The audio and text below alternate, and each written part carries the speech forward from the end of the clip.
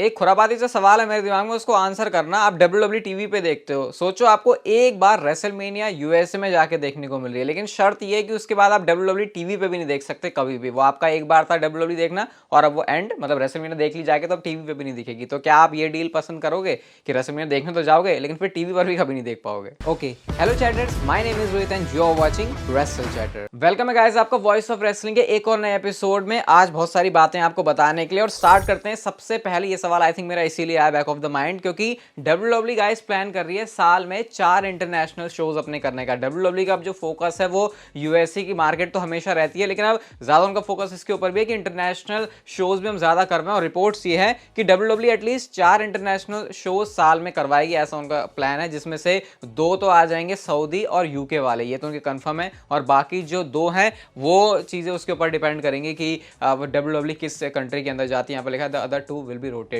तो देखते हैं फिर क्या होता है इससे आगे सीन। अब WWE मैक्सिको, जापान, इन सब में जाके भी करवा सकती है। इंडिया की अगर हम बात करें तो हम उसके लिए भी काफी एक्साइटेड हैं। मैं तो वैसे इसीलिए ही हूँ क्योंकि इंडिया में WWE आ नहीं रही बहुत टाइम से, और मुझे इस बार ऐसा लग रहा है कि फैंस काफी अच्छा रिस्पॉन्स दिखाएंगे अगर WWE शो करती है। बात की बात है, जब होगा तब इसके बारे में बात करेंगे। नेक्स्ट गाइस हम जॉन सीना के बारे में बात करते हैं। तो WWE गाइस काफी ज्यादा खुश है जिस तरीके का रिएक्शन रिस्पॉन्स जॉन सीना के आने से मिला। पूरी मंडे नाइट रॉ से काफी सेटिस्फाइड है। इवन गाइस अगर मैं आपको फर्स्ट 24 आवर्स के अगर स्टैट बताऊं ना, तो 16 मिलियन से ऊपर व्यूज पहुंच गए थे पूरे सोशल मीडिया प्लेटफॉर्म में जॉन सीना के बारे में, जहां पर भी बात हो रही है। हमने ना पूरा डेडिकेटेड एपिसोड जॉन सीना क्या जीतेंगे क्या हारेंगे ऑस्टिन थियरी से, ऑस्टिन थियरी के करियर को कैसे फायदा हो, कुल मिला के जॉन सीना के बड़े वाले फैन हो ना, तो डिस्क्रिप्शन में असली अखाड़ा पॉडकास्ट का नया एपिसोड आ चुका है, पूरा जॉन सीना पर डेडिकेटेड है। उसको जाके आप लोग जरूर सुनना, आके फिर हमको बताना कि आपको कैसा लगा। सारी पॉसिबिलिटी हमने उसके अंदर डिस्कस की है हार्डकोर रेसलिंग फैंस के लिए। WWE के फैन नहीं, बड़े वाले WWE के फैन है, तो इसलिए आपके लिए पॉडकास्ट है। बताना आपको कैसा लगा। तो WWE भी काफी खुश है जॉन सीना के आने से, और जो नंबर्स हैं उसमें भी जॉन सीना का WWE का काफी फायदा हुआ जॉन सीना के वापस आने से। अभी आने वाले टाइम में हम एक्सपेक्ट करेंगे कि और वो आए, तो उसके बाद शायद WWE को ऐसे और फायदा पहुंचेगा। बाकी पॉडकास्ट जरूर जाके सुनना, जिसका लिंक आपको मिल जाएगा डिस्क्रिप्शन में। हम चलते हैं गाइस अपनी अगली स्टोरी की तरफ, और यहाँ पे जो अभी damage control versus Becky Lynch, लीटा and Trish stratus वाली चीज चल रही है, उसके बारे में आगे प्रोग्रेस करती हुई एक चीज पता चली है। और लॉन्ग टर्म प्लान है ट्रिश स्ट्रैटस को हील बनाने का, और वो वर्क करेंगे अगेंस्ट बेकी लिंच, और ये प्रोग्राम जो है समर स्लैम के आसपास तक जाएगा। तो ये बड़ा इंटरेस्टिंग होगा क्योंकि ट्रिश स्ट्रैटस ऐसे फैंस को अट्रैक्ट करते हैं जो कि पुराने टाइम से WWE देखते थे। बेकी लिंच अभी करंट में WWE के अंदर सुपरस्टार चल रही है, तो मेरे ख्याल से बहुत बढ़िया चीजें हो सकती है, होगी ही, क्योंकि विमेंस डिवीजन को ऐसी चीजों की जरूरत है। पता नहीं बहुत ज्यादा फीकी हो गई विमेंस डिवीजन।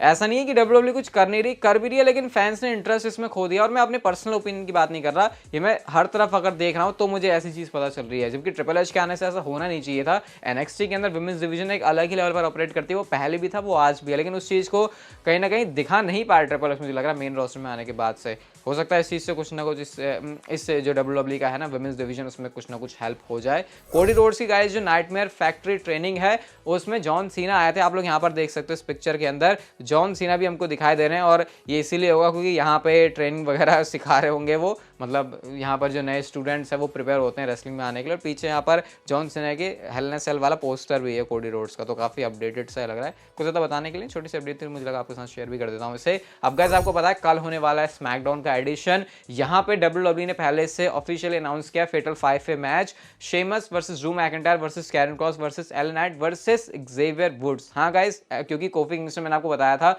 वो इंजर्ड हो चुके हैं, तो इस वजह से अब उनकी रिप्लेसमेंट के लिए एक्सेवियर वुड्स आ गए हैं। और यहाँ पर एक्सेवियर वुड्स ने काफी लंबी चौड़ी बात भी लिखी। वो लिखते हैं, in all my time on main roster I have never once had a match where a singles title was on the line. I have beaten men while they held world and universal championships. I even won king of the ring. Still no shot tomorrow. I will do everything I can get to win. मतलब कि अब वो कुछ भी करने के लिए तैयार हैं कि उनको अब ये चैंपियनशिप के लिए मौका चाहिए आगे जाके। तो ये कह के उन्होंने हाइप तो कर दिया है इसको, लेकिन जब कैरन क्रॉस और ड्रू मैकिंटायर जैसे दिग्गज तुम्हारे सामने होते हैं तो प्रॉब्लम्स तुम्हारे सामने जरूर आनी है। केन के बारे में गाइस हम लोग बात करते हैं, तो केन काफी टाइम से टेलीविजन से गायब है, वो अपना मेयर पंथी में ही बिजी हो गए हम, जो कि फैंस को काफी गुस्सा आता है सोच के जब भी कोई हॉलीवुड में जाता है फिर दूसरा अपना करियर चुनता है, क्योंकि हम फिर ऐसे सोचते हैं यार ये तो हमारे साथ तुमने धोखा सा कर दिया, लेकिन खैर उनके करियर के लिए वही अच्छी चीज होती है। तो केन ने यहाँ पर एक कहा कि मैं हमेशा से जो दरवाजे हैं उसके लिए खुले रखूंगा। In WWE we never say never, I don't know what will happen, I do some stuff here and there in WWE, that's a part of me and it is something I enjoy and want to do for the rest of my life. If it is something in the ring I don't know, maybe you have to ask Kane that question. मतलब कि वो ये बताना चाह रहे हैं कि तुम मेयर वाले बंदे से गलत सवाल पूछ रहे हो, ये सवाल तुमको केन से पूछना चाहिए। तो अच्छी बात यह है कि केन हमेशा ही अभी भी ओपन है हर तरीके से काम करने के लिए, WWE की रिंग में आने के लिए। बट वो टाइम मुझे लगता नहीं है कि आने वाला है कि केन आके जो है पूरा एक रन देंगे हमको WWE कंपनी में, क्योंकि अब उनकी एज भी काफ़ी ज़्यादा हो चुकी है। उनके भाई अंडरटेकर तो रिटायर ही हो गए, हालांकि केन ने अभी तक ऐसी कोई चीज़ बोली नहीं है, लेकिन हो सकता है कुछ अंडरटेकर से रिलेटेड अगर कोई अच्छी सी स्टोरी लाइन WWE सोच के आ जाए तो कुछ ट्रिब्यूट टाइप देने वाली चीज़ अंडरटेकर के लिए कर सकते हैं केन। ये सिर्फ मेरी स्पेकुलेशन है, लेट्स सी आने वाले टाइम में क्या होता है इसके रिगार्डिंग। हम चलते हैं गाइस अपनी अगली स्टोरी की तरफ। और रिक फ्लेयर ने टू द मैन पॉडकास्ट में एक बड़ी इंटरेस्टिंग बात बोली, और अभी मैंने आपको रिसेंटली बताया नहीं था कि जो विंस मैकमैन है वो बैक स्टेज आए थे मंडे नाइट रॉ में। तो इसके बारे में रिक फ्लेयर ने ये कहा कि जो विंस मैकमैन बैक स्टेज आया था ना, वो सिर्फ ये दिखाने के लिए आया था कि वो बॉस है, और अभी भी जो चीज़ें यहाँ पर चल रही है ना वो उसी के अराउंड रिवॉल्व करती हैं। मतलब विंस मैकमैन अपनी प्रेजेंस सबको शो कराना चाहते थे। फिर उन्होंने ये भी कहा कि विंस एंड जॉन जो है अच्छे फ्रेंड्स भी हैं। फिर वो ये भी बोल रहे हैं कि क्योंकि जॉन सीना भी वहाँ पर आए थे तो इसीलिए ये एक दूसरे को देखने के लिए भी वहाँ पर मौजूद थे। तो विंस मैकमैन के जलवे हैं, ये बात तो यहाँ से पता चल गई, क्योंकि रिक फ्लेयर जैसा बंदा अगर बोल रहा है और अपने बैक से जाके इतने सारे स्कैंडल कंट्रोवर्सी होने के बाद भी काफ़ी खुले तरीके से आ रहे हैं विंस मैकमैन, तो विंस मैकमैन तो भाई विंस मैकमैन ही, उनके इस जो एक्ट है उससे भी पता चलता है।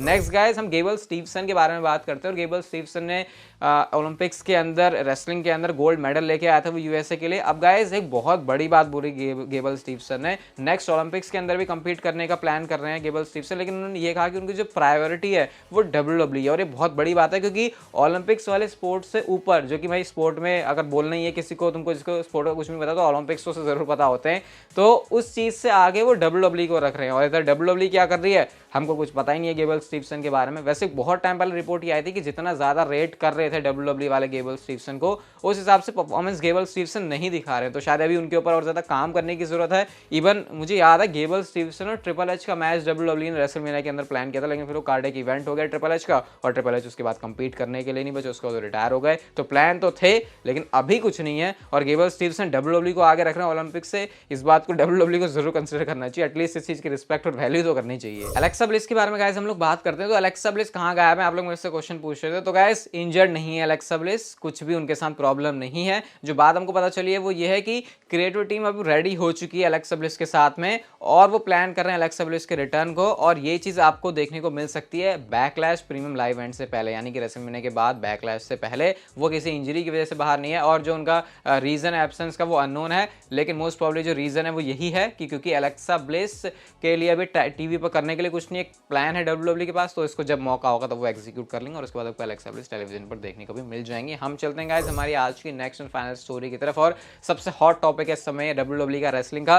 Cody Rhodes versus Roman Reigns for the undisputed universal championship eight WrestleMania. अब गाइस इसके बारे में डेव मेल्जर ने बड़े ही कैजुअली बात करी, और वो ऐसा बता रहा है कि भाई रोमन तो जीतेगा ही जीतेगा, और वो छोड़ो सऊदी के अंदर क्या कोडी रोड्स बन जाएंगे चैंपियन, जो चीज़ रेसलमेनिया के अंदर नहीं होगी। डेव मेल्जर ने यहाँ पर ये कहा कि रोमन रेंस अपनी जो चैंपियनशिप है उसको डिफेंड करने जाएंगे सऊदी अरेबिया के king and queen of the ring event में, और अमेरिकन ड्रीम है अमेरिकन ड्रीम का कि उनको चैंपियनशिप जीतनी है, कैप्चर करनी है। तो किंग ऑफ द रिंग और ये king and queen of the ring जो भी इवेंट है, बड़ा अजीब सा लगता है इसका नाम लेने में, क्योंकि फिट नहीं बैठता एकदम से जुबान पे ये। तो यहाँ पर क्योंकि ये किंग एंड क्वीन वाला है, तो फिर कोडी रोड्स का मूवमेंट यहाँ बनाया जा सकता है अगर WWE उस चीज़ को करना चाह रही है, क्योंकि रोमन रेंस को तो चैंपियनशिप डिफेंड करनी है रेसलमेनिया के बाद इस वाले इवेंट के अंदर, जो कि सऊदी अरेबिया में होगा। तो इससे मेल्जर तो भाई ऐसा लग रहा है बड़े कॉन्फिडेंट है, उनको तो जैसे अंदर से कुछ विंस मैकमैन या फिर ट्रिपल एच बता के आ रहे हैं कि रोमन रेंस जीतेंगे, लेकिन बैटिंग ऑड्स जो है बड़े ही अलग तरीके से हमको बताते हैं कि रोमन रेंस तो भाई अंडरडॉग हैं। तो इसलिए मैं कह रहा हूँ इस बार की जो रेसलमेनिया है वो बहुत ज़्यादा अनप्रेडिक्टेबल है। जो सबसे बड़ा मैच है जहाँ पर 2 चैंपियनशिप ऑन द लाइन है, उसके बारे में ही हमको नहीं पता कि क्या करने वाली है WWE। वैसे मस्त हो गए, और मस्त हमारा पॉडकास्ट भी, उसको जाके सुन लेना, डिस्क्रिप्शन में बार बार बोल रहा हूँ क्योंकि आप जाके सुन लो। ये वीडियो गाइस अगर आपको अच्छी लगी तो इसे like share subscribe notification bell को ऑन कर दो, and see you guys in my next video.